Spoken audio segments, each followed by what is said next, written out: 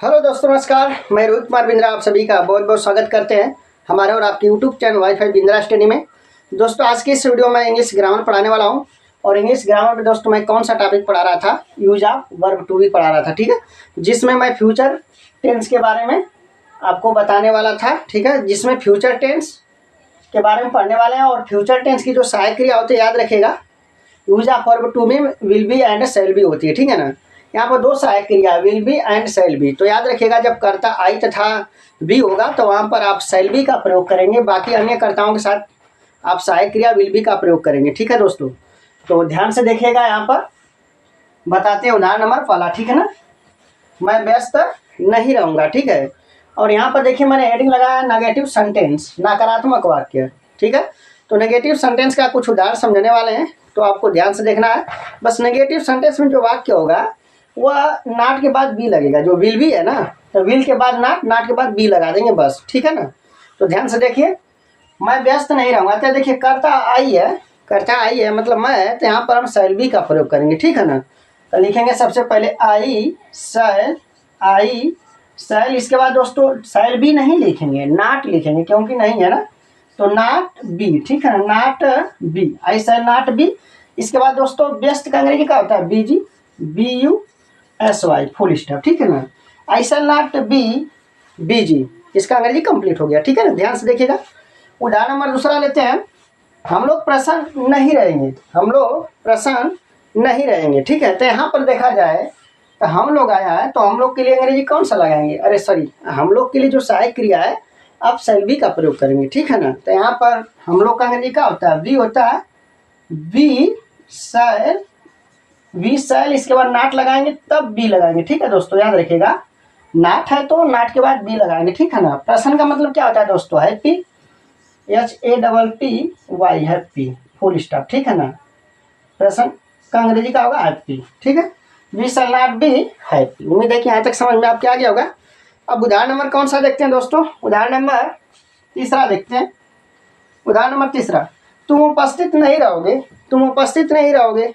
तो यहाँ पर देखिए, तुम क्या है, करता है, लेकिन यहाँ पर जब तुम करता है तो हम सहायक क्रिया विल बी का प्रयोग करेंगे, ठीक है। इतना बात आपके ध्यान रखना, ठीक है ना। तो यहाँ पर सबसे पहले मैंने यहाँ पर बना दिया है, ध्यान से देखिए, समझा देते हैं। तो यू लिखेंगे, विल के बाद नॉट, नॉट के बाद बी लगाते हैं, उपस्थित का प्रेजेंट होगा, ठीक है ना। तो इसका अंग्रेजी बनेगा you will not be present, ठीक है ना। उम्मीद है कि यहाँ तक आपके जरूर समझ में आ गया होगा, ठीक है। इसे आप अच्छे से नोट कर लीजिए। अभी 3 उदाहरण और आपके समझाते हैं, ठीक है ना। हाँ तो दोस्तों, अब उदाहरण नंबर कौन सा देखते हैं, 4, ठीक है। ध्यान से देखिएगा, उदाहरण नंबर 4 क्या है, तुम लोग पदाधिकारी नहीं बनोगे, ठीक है। तुम लोग पदाधिकारी नहीं बनोगे। यहाँ पर देखा जाए तो तुम लोग क्या है, करता है, लेकिन इस कर्ता में अब सहायक क्रिया कौन सा प्रयोग करने वाले हैं, विल बी का प्रयोग करेंगे, ठीक है। यहाँ पर शैल बी का प्रयोग नहीं होगा, विल बी का होगा। तो सबसे पहले आप लिखेंगे यू विल, ठीक है ना, यू विल। ध्यान से देखिएगा, यू विल। इसके बाद दोस्तों नॉट लिखेंगे, नॉट, ठीक है ना। नॉट के बाद आपका लगाना है, नॉट के बाद आपको यहाँ पर बी लगाना है, ठीक है ना। You will not B. यहाँ तक बात समझ में आ गई होगी। अब दोस्तों ध्यान से देखिएगा, पदाधिकारी है, तो पदाधिकारी का जो अंग्रेजी होता है दोस्तों ऑफिसर्स होता है, ठीक है ना। वो FICERS, ऑफिसर्स, ठीक है ना। तुम लोग पदाधिकारी नहीं बनोगे, इसका अंग्रेजी क्या बनेगा दोस्तों, इसका अंग्रेजी बनेगा you will not B officers. जो की बात समझ में आ गई होगी, ठीक है।